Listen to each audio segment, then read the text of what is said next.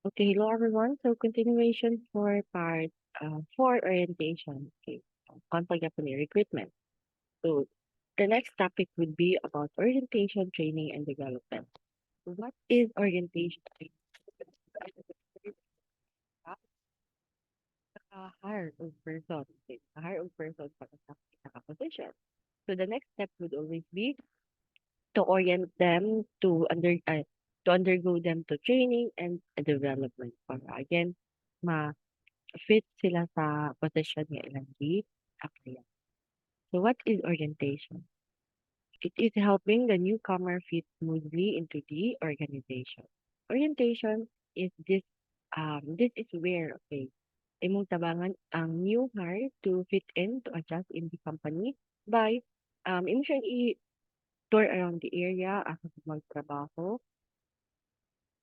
tour around the area, ako siya mag-work, yung sa iyang mga kauban, then di kon bitaw general din nga layout sa company, dapat makabalo siya, dapat that person is familiar with that aspect para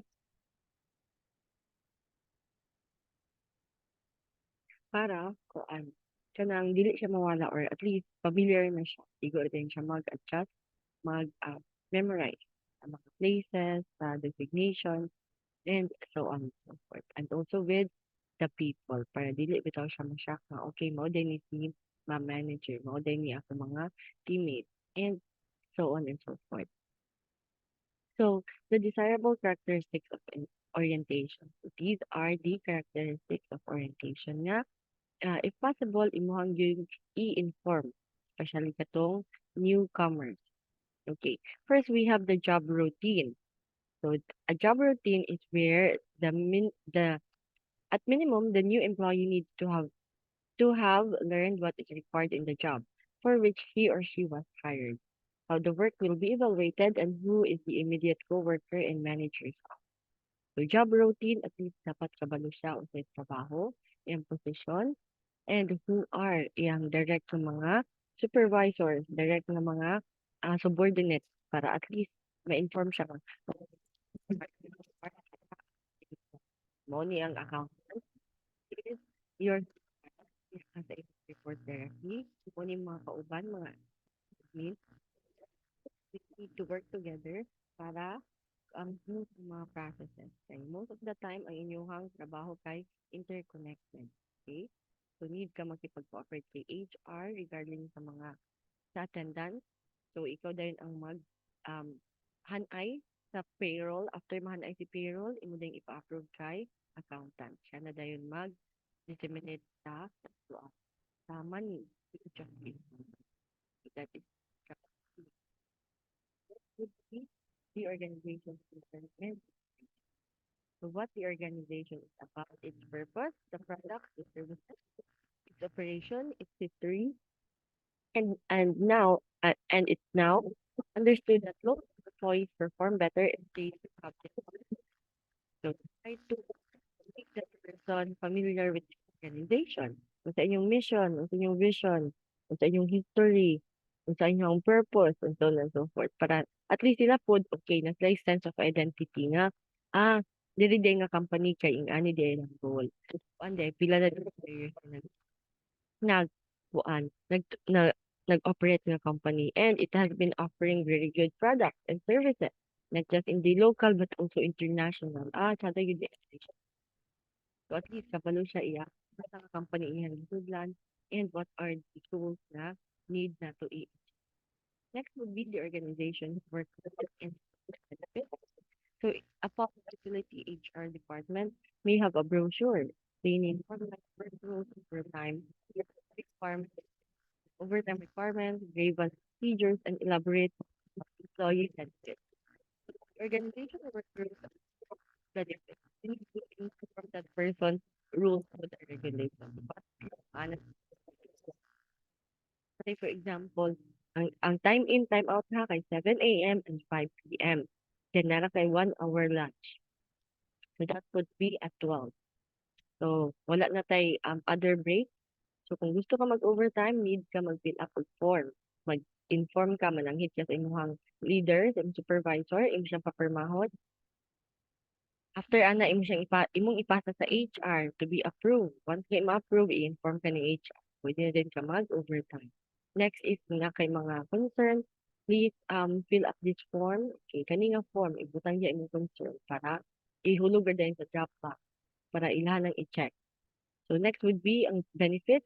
So wala na mo 13 months pay, okay, after 6 months, after 12 months, and so on and so forth. Or mga bonuses if ang ani ang mahitabo. Kung perfect yung attendance, na kay bonus. If wala kay late, na kay bonus. Please i-orient sa ninyo sa yung benefits, patanan ng mga rules and policies sa company. So after, so I guess that's it, ang orientation. Same for kamo. Unsa ang background sa company. Okay, unsa ang background sa company and what are the things na dapat niya i-note, especially rules and regulations, as well as the benefits na iyang mga kuha. Okay, sa employee. So this would be training and development.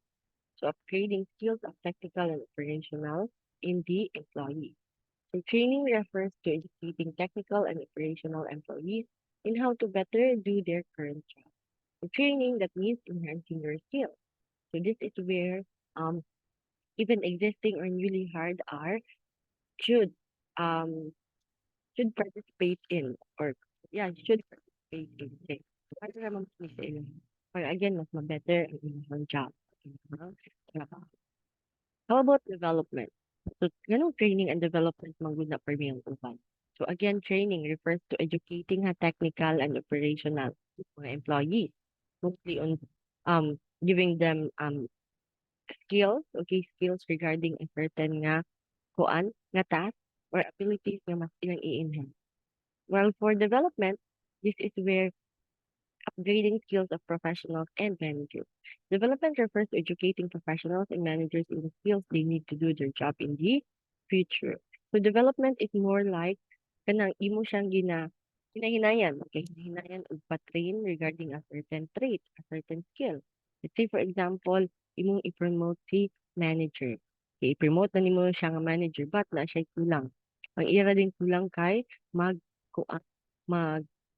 communicate more. Communication lang kulang. So, imo ra siyang i-train ana nga aspect given nga ayun naman siya kung nagig enhancement. So more on enhancement and development, once the training is from the from scratch, okay? So wala gyud kay skill siguro or naa pero dili kay siya enhance or develop. So that is training and development. So the new employee could undergo these if na siya skills na kulang, skills nga would be performance appraisal. So what is performance appraisal? Performance appraisal is actually um, consists of assessing the employee's performance and providing him or her with feedback. Performance appraisal means a check on performance. So that is by okay by that is by evaluating their performance based on their output, their their productivity, and at the same time providing them with feedback. Okay. So ganito din sila of feedback. So we have two types of appraisal. So it could be objective and subjective. So for the objective appraisal, it is also called it also called results are based on it's also called results. Okay, results. So these are that are based on facts and are often numerical. Objective is based on the numbers. Okay, more on numbers, more on quantity. Because, let's say for example, they know nga productive ka if taas ang imong sales, taas imong halin. So based on the numbers, imong halin. Okay? Well, for subjective, it is more on manager's perception of the employee's trait or behavior. More on improved nga qualitative. So again, objective is more quantitative, like based imong number of sales, based imong na-produce nga product, the higher the better. Ang objective appraisal. Well, for subjective, it's based on your trait, behavior, siguro, or kanang change for the better, okay? Example, sa una kay introverted ka, karon kay extroverted na ka, kabalo na ka mo storya in a crowd, kabalo na ka mo mong communicate better, and so on and so forth. So subjective appraisal is more on your quality. nga ni improve. So that's it for performance appraisal. Again, assessing your performance based on at least two types, based on your results, the result or outputs, or based on your um, behavior, your characteristic or trait. And after that, you will be provided with a feedback. Let's say, for example, okay, na-reach nimo ang quota nga 1 million per month. So with that, imo siyang gigaan og feedback. Okay, you did very well. So I will give you a reward. So um, that is an example for performance appraisal. Another example, what if may kay imong halin, daghan kay kag absent and everything. So less kay imong productivity.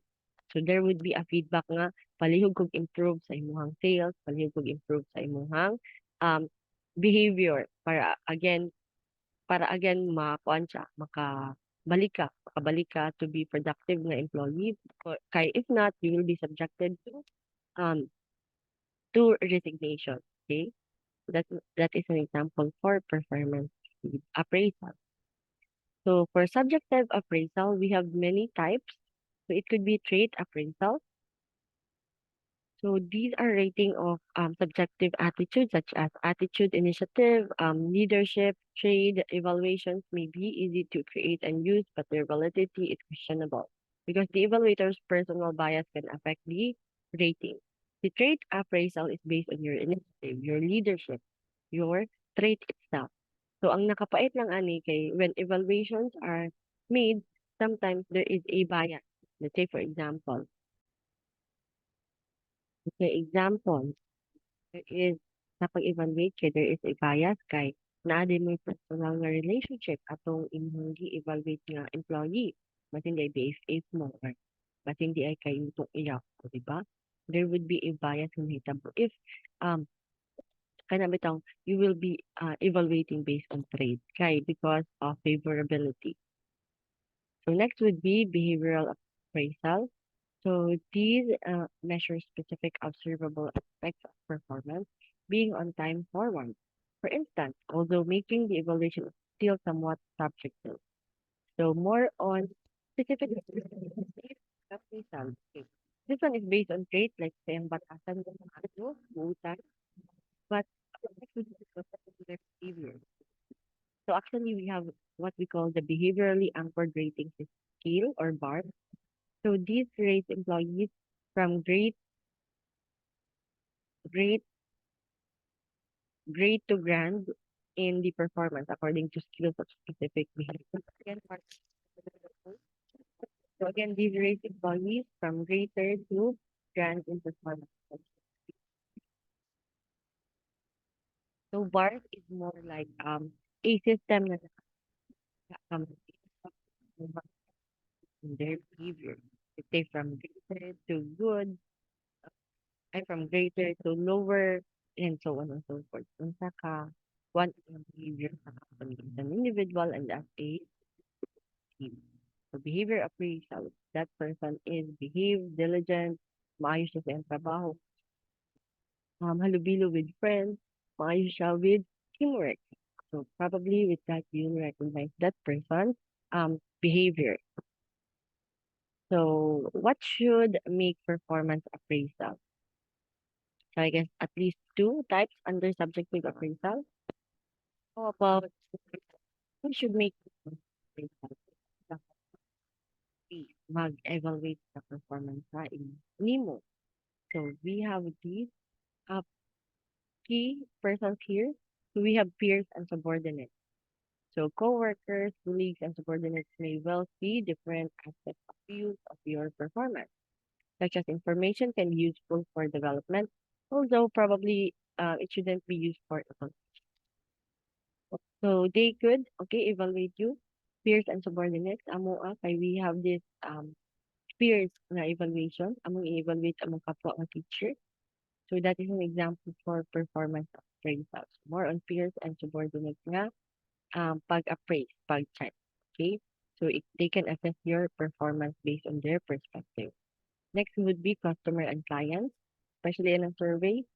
So naman ay feedback sa kuan katong nag-serve imong Some organizations such as restaurants use customers and clients for their of employees. Like mga ito like feedback if maayo ba ang nag-serve sa imuha or mga ito like feedback if sada ba ang service nga gi-offer sa certain nga employee. For, kay, if not, they'll do adjustments or further na develop. The next would be self-appraisal. So these help employees become involved in the whole evaluation process and may make them more receptive to feedback about areas needing improvement. Self-appraisal is more like you are going to evaluate your own self based on your probably characteristics, productivity, and so on and so forth. So with that, you'll know as a kamurag kulang, ay as a weakness, as a imuhang strength, and so on and so forth. So these are the people who could make performance appraisal. Peers and subordinates, customers and clients, and your own self. So how about the effective performance feedback? So effective performance feedback has at least two forms. So we have formal appraisal. So these are conducted at a specific time throughout the year and are based on performance measures that have been established in advance. So these are kanang mura bitaw in the system na daan niya. Every year dapat mag-evaluate ta at least once sa atong peers, sa ato ang mga supervisors, sa atong self. So this is more like formal because it is official and it is yearly, okay, in a specific period of time. Well, for informal appraisals, they are conducted in an unscheduled basis and consist of less rigorous indications of employee performance. Informal appraisals will be na, um, kanang dili bitaw siya gi-inform randomly ang iyang pag-check. So let's say for example, there is evaluation natin mag-evaluate ang sulod diretso sa classroom para i-check if you are conducting classes, if kuan ba kada ba ang imong pag tudlo and so on and so forth. So these are more on unscheduled. Wala ka kabalo kanang sa appraise or i-evaluate. So that is for the effective performance feedback. So the more specific it is, the more formal it is, the more nga ga-anticipate ka when ka i-evaluate or not. Example, katong faculty evaluation that is every sem, every semester na siya ng evaluation. So you should do that one kay para mabalaan. Isang teacher ang need of improvement, isang teacher ang kuan, maayo po sa iyang gina-perform. So we also have managing effective workforce. How do we manage our workforce to be more effective? Given nga we already know some compensation ng mga mga appraisal. So next is we'll be talking about compensation and benefits. So to be more effective, we need to give them compensation. So it has at least three parts. It is wages or salaries, incentives, and benefits. So unsay different sa wages ug salaries and benefits? Pareha naman ang paminawon, ma'am. Okay. Wages or salary is the base pay. So these consist of the basic wage or salary paid to employees in exchange for doing their job. Base pay. Kanang ilang murag minimum wage siguro or ilang rate. In short, rate mo as an employee. Let's say for example, 200 per day, 300 per day, above the minimum, and so on and so forth. So that is again consists of the basic na wage or salary. Same like me nga ginabayad sa imong service nga gi-offer. The next would be incentive. So kani compensated pa niya, sweldo pa ni siya. How about incentive? So incentive is actually an additional aning imuhang wage or salary. So this is to induce employee to be more productive or to attract and to retain top performers. Many organizations offer incentives such as commissions, bonuses that comes up to the profit sharing plans and stock options. So you will be okay given the incentive if maayo ka mag-perform by additional. Let's say for example, um, it could be in forms of commission o commission. So aside sa imong salary na kay sweldo nga madawatan, napakay commission nga madawatan. That is an incentive. Example na siya ha. Kay kuan man, maayo man ay imong perform. Okay, naman gyud kay share sa imong certain share sa imong halin. Or another example, na kay bonus if kuan, ma-reach nimo ang quota. So that is an additional incentive aside pa na si mo sweldo. So that mudak imong nakadawat. While for benefits, or we have French benefits, these are additionally non-monetary forms of compensation. So benefits are mostly composed of kanabiton, SSS, pag-ibig, imuhang taxes na ginabayaran ni employee. So these are additional mostly non-monetary forms. Could also be kanabitang libre nga check-up, unsa pa man, libre nga mga let's say, coffee sa office, libre na na for you. So those are your basic na mga benefits. Or probably na may mga health kits or kanang office kits na may libre nga mga ballpen, band papers, and so on. So that is additional, mostly non-monetary na po. Dili kwarta but murag tangible nga mga things na needed nimo gamiton sa imong trabaho. So these are some example uh, of compensations and benefits. So wage, sweldo nimo, lahi pud imong incentive ng mga dawatan, lahi pud ang benefit nga imong mga dawatan. So it could also be vacation leave, mga sick leave, and yeah, with pay na siya. So libre, pero nakay sweldo. So how do we manage promotions, transfers, disciplining, and dismissal? So first, what is promotion and how do we manage this? So promotion is moving an employee to a higher position. That is the most obvious way to recognize that person's superior performance. Promotion is imo siyang upgrade. So let's say for example, from assistant manager promoted to manager. After ni manager, nahimo siya og general manager. So that is promotion or going up the rank, okay, in the hierarchy. Based on your performance siguro, based sa imong mga contributions, you are recognized by promotion. So we have concerns with regards to promotion. Kaya kung kini siya nga topic, kana bitaw init kini nga topic especially if sa real world. So first, we have three concerns. Ang fairness. So anong fairness? It's important for promotion to be fair. The step upward must be deserved. It shouldn't be for the reason of nepotism, patronizing, or other kinds of favoritism. So if possible, if you are going to promote someone, dapat try fair ang fight. Everyone should be given the same equal opportunity to go up. Okay, I know isa ra ka position ang kailangan, pero i-consider po yung mga candidates pwede ani nga ko pwede siya ma-promote para at least dili bitaw nila ma-feel na unfair. Halagi promote man niya ang iyang secretary to manager to iya man to uyab. Di ba? Unfair kaayo. Mo di ang reason. But if kung performance based, then at least napay opportunity ang uban nga mo mo kuan mo bitaw na mo kuan pod bitaw mo mo laban pod ba or ila pong ipakita nga deserve pod mi ani. Okay, mo kuan ni sila mo go beyond their responsibility to meet your expectation para again na sila chance of being promoted to. Again, fairness, you should be fair when it comes, as a manager, you should be fair when it comes to giving this opportunity to deserving individuals.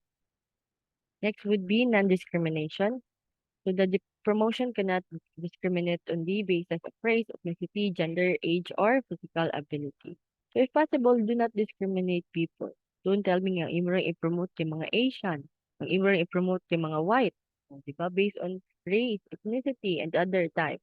Or imo ring i-promote kay mga lalaki, kay di ka gusto babae ang mahimo og manager. So do not discriminate. Give everyone again the equal chance to prove themselves. Okay, nga deserve sila ang position, regardless of gender, age, ethnicity, and so on and so forth. Even ang physical ability. Okay, do not discriminate, especially in the organization. Okay, you'll never know. Mas maayo pa tong mga disabled, mga naay sakit kaysa sa katong normal. Okay, mas maayo pa sila mag-perform. So hopefully, you'll appreciate and realize that one. So be considerate. Next would be other resentment. If someone is promoted, someone else may be resentful about being passed over. As a manager, you may need to counsel the people left behind about their performance and the opportunities in the future. So, if possible, you already know that one nga, if naagay mo saka, na yun na yung malain. Eh, what if may silang hala, oy, dapat kisikuan na promote, mag-serving man siya. So, most of the time, that happens. Lagi mo bagot to. So, what will you do as a manager? You should counsel. Inform them. Nga, okay, wala pa ka na-promote karon ha, kay napay kulang gid gamay. So, basin po kung if napay another opportunity to improve your skill. To counsel them para dili sila masigig pagwat. So, that is for the promotion. Next would be transfer. So what is transfer? So this is the movement of an employee to a different job with similar responsibility. It may or may not mean a change in geographical location. So transfer, it could be physical or not. For example, imo siyang gibalhin from accounting, gibalhin mo siya to um, marketing department or sales department. No, example na siya sa transfer. So you move one employee to another. Okay, probably mas maayo di siya sa sales. Accounting ra to siya ang assistant pero maayo man di siya mamaligya, mag-marketing. So ato siyang i-transfer to that department. It could be nga diha ra siya sa iyang location or ibalhin jud nimo siya og department. So depende on the situation. So we have at least four principal reasons why employees might be transferred. So, ang principal nga reasons is for solving organizational problems. Maayos siguro siya mag-solve the problem. Kay, especially, example, nasa department pa daghang kay problema. And ikaw sa daki kag suggestion, then probably, maayo ka ibutang dadto. Okay? You tend to look at the problems in their perspective. Broaden manager's experience. So, sometimes, na-transfer may tabo kay para ma-expose, especially ang manager. Because as a manager, dapat kabalo ka sa tanan processes sa inyong mga employee. So, ikaw mismo kay nakay-experience or background sa ilang ipanghimo. Para mas makarelate ka better, you know better what to do, what to expect, and how to solve problems. Next would be retain managers' interest and motivation. So with transferring, you can retain their interest. Like, kung anday, basin day ma-discover nilang, hala, maayo man day ko sa marketing. Maayo man day ko sa sales. So I am more motivated, I am more interested. So solve many employee problems. And as I said, transfer nimo siya kay para di ay mo-solve siya dito nga department, probably temporarily or permanently. So depende. So it could also be i-transfer nimo siya sa one branch to another kay probably katong nga branch kay problema. So imo ta siyang i-transfer para masultan niya to. Kay problem solver din siya nga person. So next would be disciplining and demotion. So what is disciplining and demotion? So demoted means if you have that is to have his or her current responsibilities, pay and prerequisites taken out, prerequisites taken away. As when a middle manager is demoted to a first line. So, di ba ganina, promotion is going up, the hierarchy, while demotion is going down. So, you will be stripped off from your responsibility, your position, your pay. Because probably naakay mga nahimo nga dili maayo. Example, from middle manager to first line manager. So, there is you are going to have a step backward, dili forward. You have suspension or administrative leave. So this is where you need to remove his or her regular. You remove an employee from his or her regular job in the field and perhaps given a paperwork job or told to stay away from. So, we have what we call suspension or administrative leave. I-suspend sa nimo siya kay probably na siya behavior nga dili maayo. I mean, or na problem na siya nakakos and so on and so forth. So, murag warning pa ni siya. So, suspended siya sa trabaho, di siya mosulod, di siya magpakita until nga mahuman iyang suspension period. So, that is in order for you to discipline your people. Again, you can demote people if badlungon kay sila, dili sila may performance, or you can suspend them para they can reflect on their own. So, we also have some forms of dismissal. So, we have what we call layoff. Dismissal is one ha imo lang ipahawa sa company.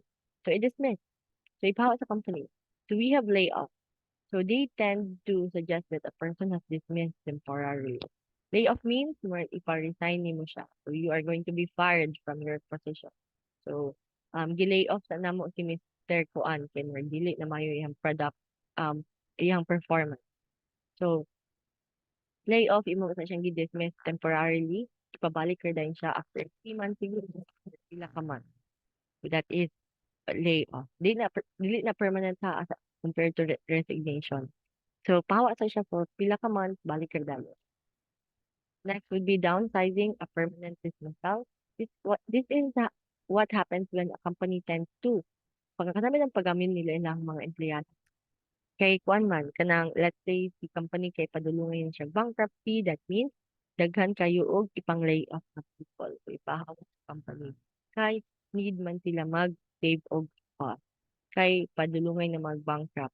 Kay tungod siguro sa pandemic, tungod siguro sa mga other factors na need nila i-consider. And lastly, we have firing.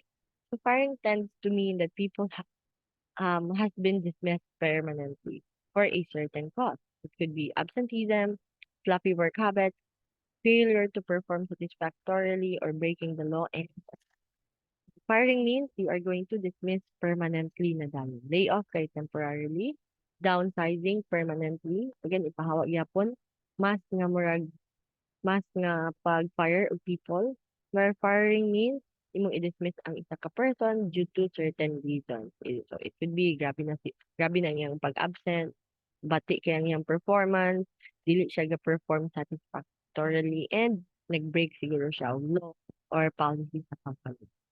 So that's it for dismissal. So I will be ending my discussion here with this quote: build your business by building people.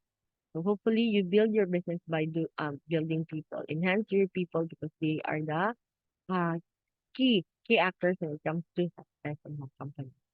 So I guess that's it. So just a synthesis. So we talk about promotion, transfer, disciplining and demotion, and also the dismissal of employees. So more on promotion, compensation, and appraisal. So I guess that's it. If you have any questions, feel free to message me anytime. Thank you, everyone, and goodbye.